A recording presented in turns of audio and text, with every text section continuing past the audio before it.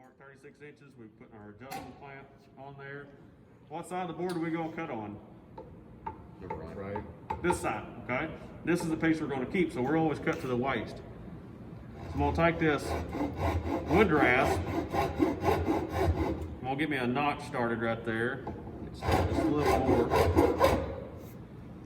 I'm going to take my handsaw.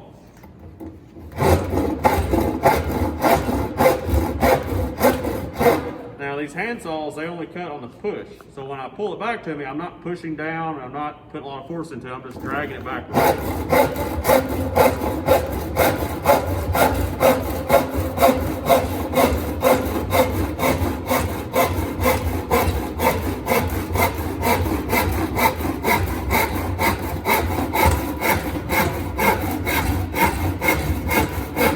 Notice the angle that I'm going. I'm not cutting it straight like that. I'm not cutting it straight down. I'm on an angle.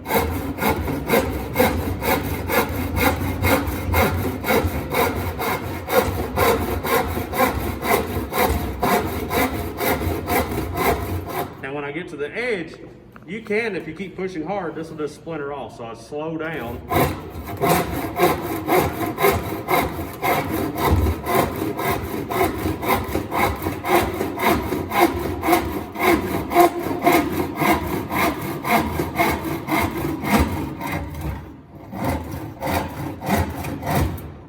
There you go.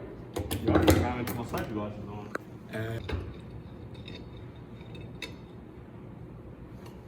So this is a small paddle. It's what you call a scuttling paddle, like if you're going to sit on the front of the boat and just run it with one hand while you're fished and kind of troll with that. That's what this paddle is used for. So we make a scuttling paddle because if we made full length paddles, it'd be more work for y'all. We don't have room to store all those, and it would cost more.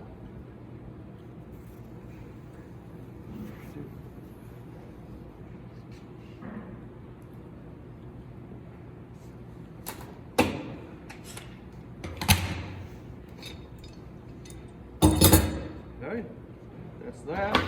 Now we're going to come to the power miter saw and use it. Let's come over here. So I get out the yellow. So this is the fence.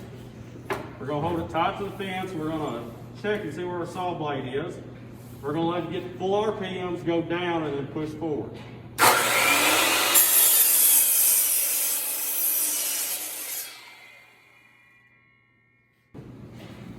Okay, this yellow switch back here, we got to flip it on. It'll flash red and green, and we wait for it to stay green. We're going to flip that up so we can see what we're doing on this cross cut. This is a miter gauge. We use it for cross cutting. I'm going to eyeball that, line it up.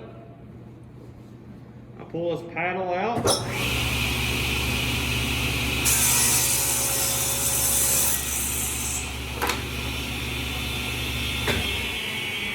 On a table saw, you never stand directly in front of the blade. The blade is spinning this way, it'll pitch stuff back at you. That's what these black things are right here, is to hold the material down to keep it from kicking back. So once that completely stops, you remove your piece and you can throw it away. So I got the paddle off, and we'll turn the switch off. Put the miter gauge back up. This is the rip fence. If we were going to cut this paddle this direction, we would use the rip fence, but we're not doing it. And use both hands on the jigsaw, and don't cut the cord. Never cut the cord unless you're talking about babies.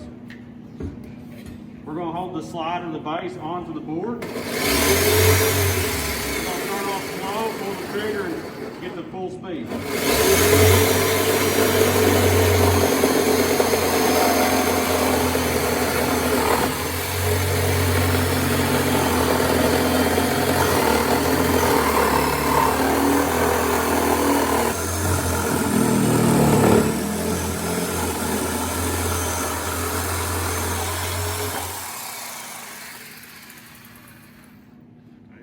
Now we go on to the bandsaw. No. Okay, notice how I have this adjusted. I have this adjusted pretty low. The higher you go up, the more chance you can bend the band, and these bands will break. That's just part of it. They get weak. We're gonna push the start button.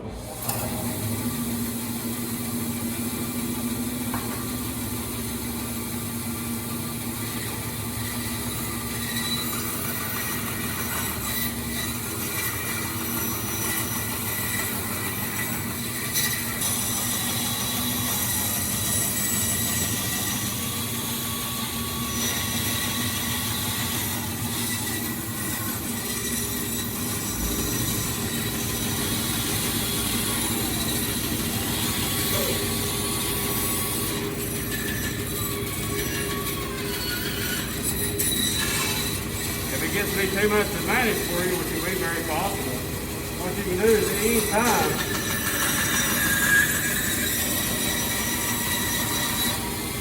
you can just cut a hunk off. Start it on this side.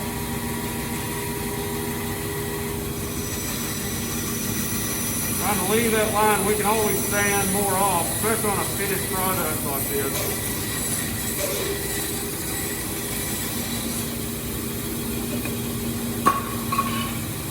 Turned off, we'll let it kind of spool down there. And now we have a piece that looks like a paddle, don't we?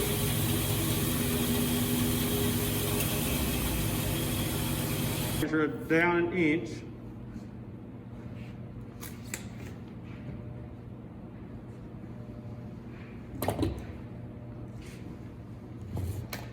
We're going to drill a 1/4 inch hole.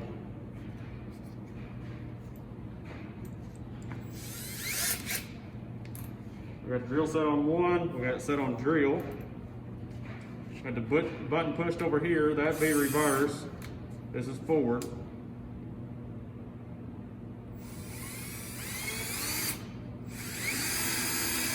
Get your drill straight up and down in all directions. And don't ever cup your hand around a drill like this, because that's where it gets its air.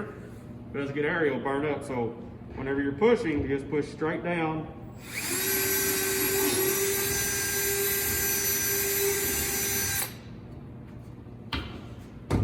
So what we're going to do is find the center. What's the center of 6 inches? 3. Come down here. What's the center of 5? 2.5. What's the center of 5? 2.5. Okay. Do the same thing on this side. 3. So this is just a rough reference point. Now, so we have our center. We know the center, we're going to stop and we're not going to shave that off very much. Now, what about up here? What's half of 3/4? 3/8. Hey, how do you know that? 3/4 times a half equals 3/8. So we're going to mark, and I'm going to burn a couple inches right there. I'm going to mark 3/8. I'm going to mark 3/8. Now, do we need to shave it all the way down to that mark? No. No, we need to leave the edge about 1/8 of an inch thick.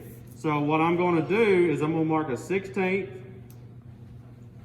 on each side of center.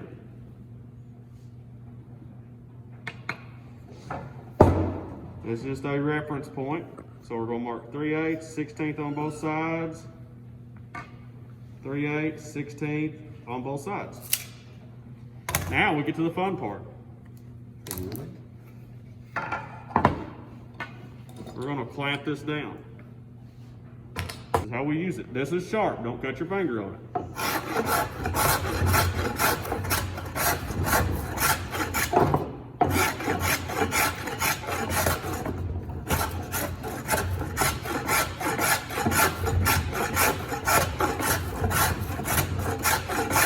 Do that until you get all the way down to your mark.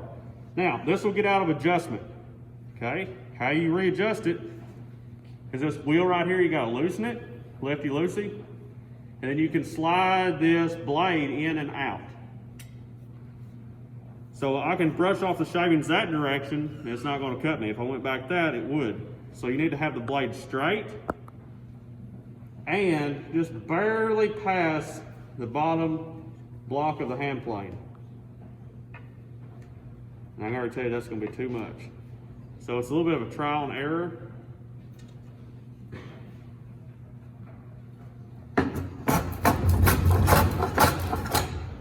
So you just have it set. If it's not digging in, you need more blade out. If it gets stuck, you got too much blade. You're going to have to back that up.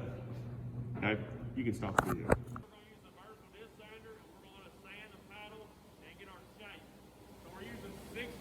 Sandpaper. 60 grit is very rough. It's going to remove a lot of material at once. The higher the number of sandpaper, the smoother of a finish you're going to get. So we start with a low number and finish with a high number. We got the vent system on. We're going to turn the machine on. We're going to get to work. First, we'll take off this varnish.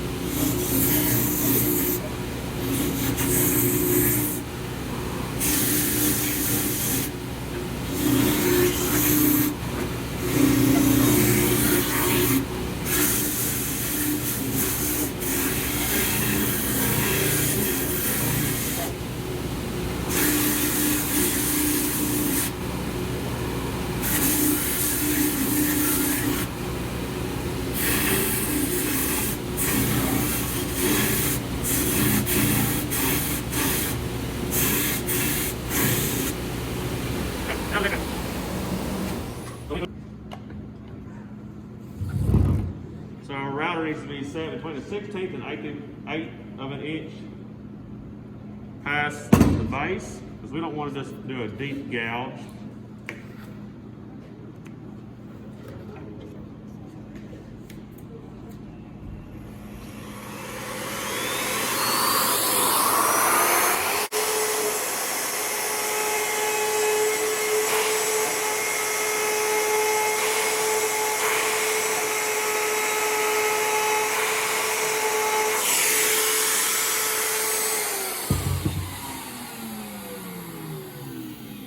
Okay, so that's how we're going to round the handle down so you can use it.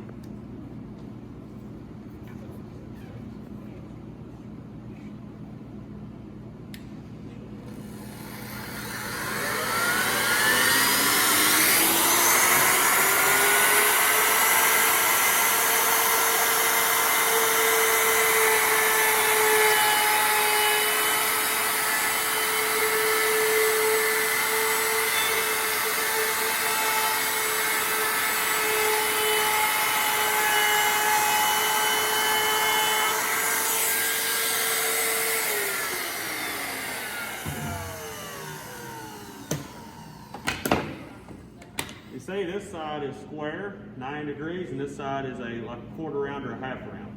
Okay, that's what we want. So the way that works is that little roller bearing rolls against the wood. I stopped right here because any farther, if that roller bearing jumps underneath, it'll just cut a notch in your board. And you don't want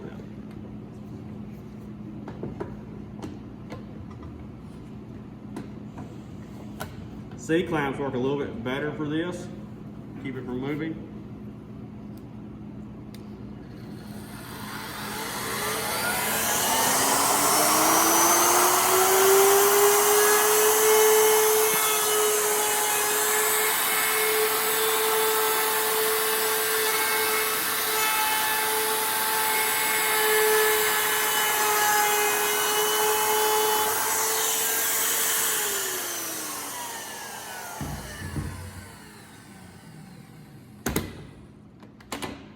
Okay, now we want to make this blend in, so I'm going to turn the vent on and we'll come back to this, but we're going to blend that panel together.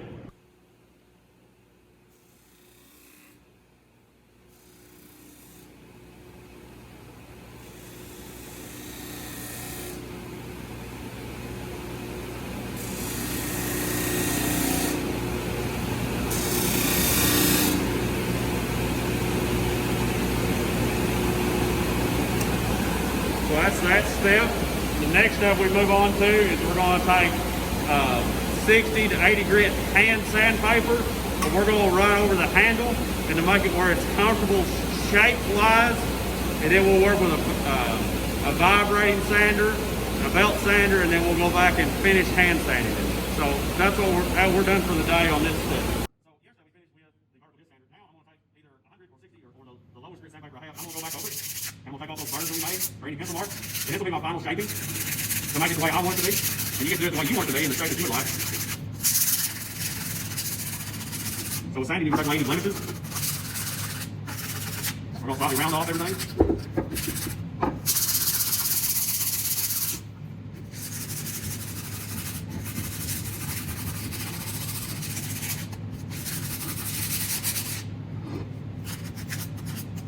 So a lot of these curves stuff you just can't sand with a power sander, so you have to go in a hand sander. So there's belt sanders, there's portable belt sanders, no plug-in yet, I'm still adjusting it. Okay. There's orbiting sanders. My preferred hand sander like this, portable sander would be a square vibrating sander. The reasons are, you can just use normal sandpaper. You don't have to buy certain discs, like for portable sandering, you have to buy certain belts that come in a certain width or a certain length for belt sanders. So that's the reason I prefer to use sanders like this. Now the best thing is to put it on this side. I found I like the D-wall the best. So get that tight. And just puts down. Then we can plug it in. Now I'm gonna go back over it. You only go width,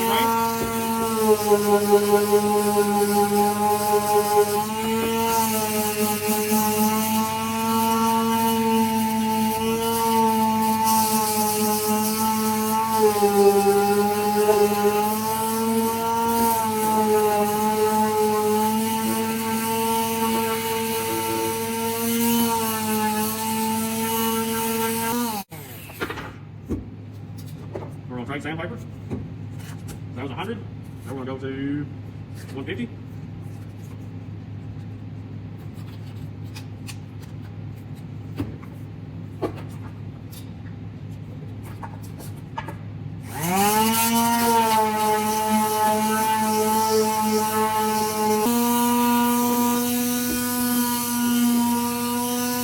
Okay, we're going to make a pretty good time this time. Since that oak is doing really well. Hardwoods are very desirable. Hardwoods are more expensive than softwoods. They have better quality grain. They're more durable.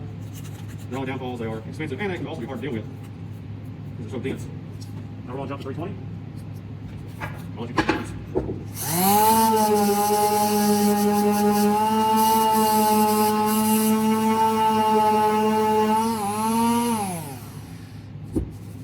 Feel the difference on this side and that side? So this side, pretty smooth. This side, you still feel slightly rough. That's the reason we're saying. Very easy. It will not take a lot of material off at once. So we start with a low grit sandpaper to really take away some material, get rid of those blemishes, and we'll put the final polish on with about 320. If you were wanting to make something like a cabinet for furniture, we wouldn't stop until we got to past 400 grit. But for a tool like this, it needs to be used a tool or a decorative piece. 320, that's as far as we really need to go.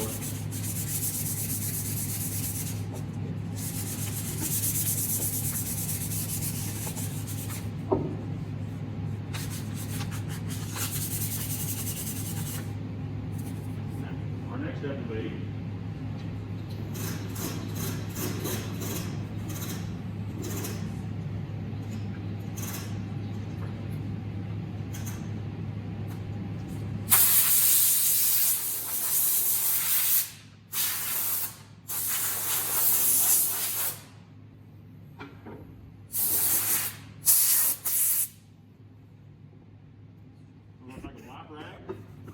if this was a nice piece of furniture, what we would do is we would take a piece of beeswax cloth, and it has a little bit of beeswax on it, and it'll take away all the sawdust. As you can tell, I still took away quite a bit with just that. And you inspect your paddle, I can tell that right here, that's a little rough.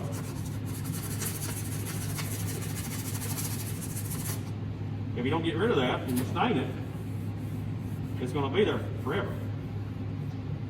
And that stain will make that very noticeable. Especially where my hand is going to ride. If I was to use this, I want to make sure that's very smooth. We'll do one more final wipe down. I'm going to go to the flammable cabinet and get their stain.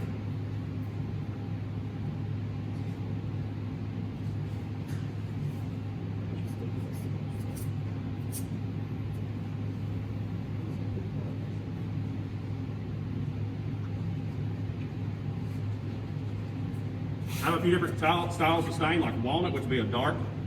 I have natural, which is a very light color. We can shake stain. We don't want to shake polyurethane.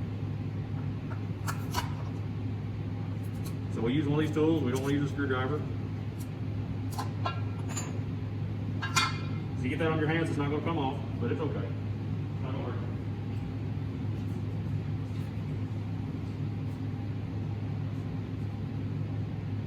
I found me a wire that I'm going to hang it up with. We're going to dip. We're going to dip and wipe.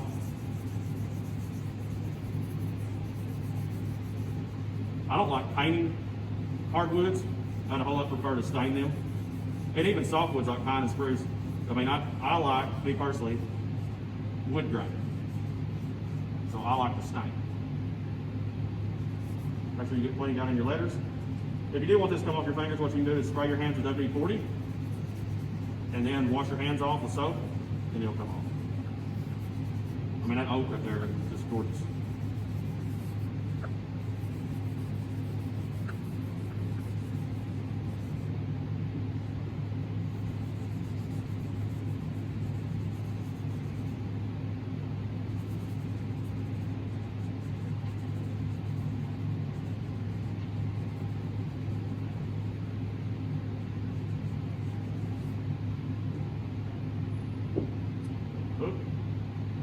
I'll go back over some places. Get along the wire that I touched, back over some places. Now we're going to go hang it up, double check everything. We're going to wait 24 hours and we're going to stain it again. Okay, go hang it. All right.